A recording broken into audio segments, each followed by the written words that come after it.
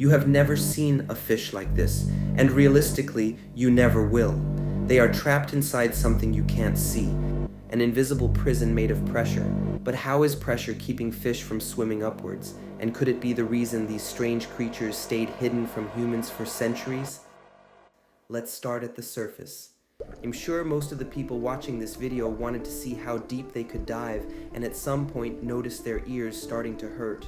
This is the pressure of the water pressing down on you. Humans can overcome this effect up to a certain point. The world's best freediver is called Alexei Molchanov, and he holds the world record of 126 meters.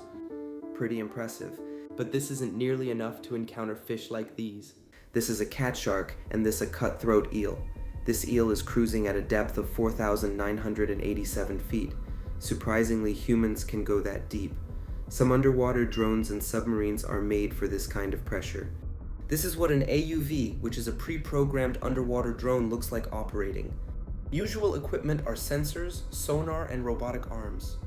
The deepest point on Earth is the Challenger Deep with about 36,000 feet of depth.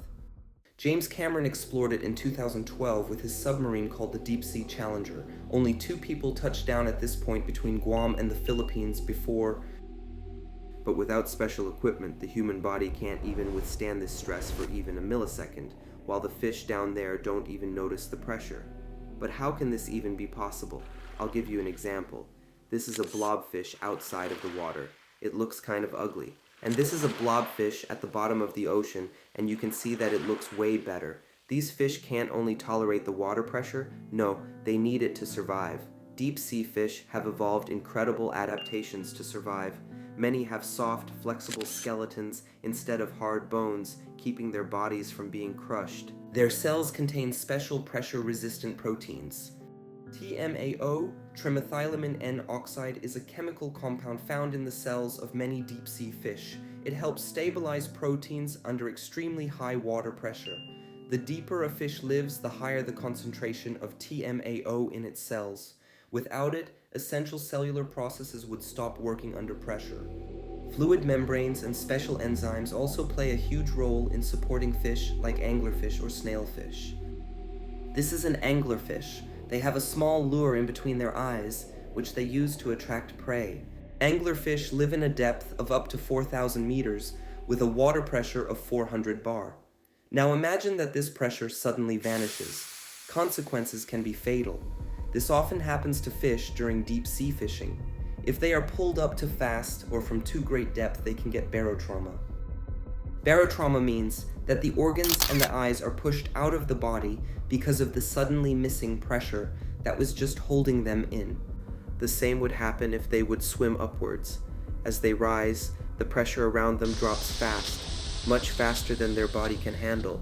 Gas inside the fish expands, organs begin to shift, eyes bulge outward, tissues stretch and tear, the body literally starts to come apart from the inside. That's why deep sea fish don't migrate vertically like other animals. They don't rise to hunt, they don't escape predators by fleeing upward. Their entire existence is locked into a narrow horizontal zone. Go too deep and you're crushed. Go too high and you explode. They are trapped in a thin slice of reality, and this is why humans didn't know these fish existed for so long. For centuries, whenever deep sea fish were accidentally brought to the surface in nets, they arrived mangled, deformed, or already dead.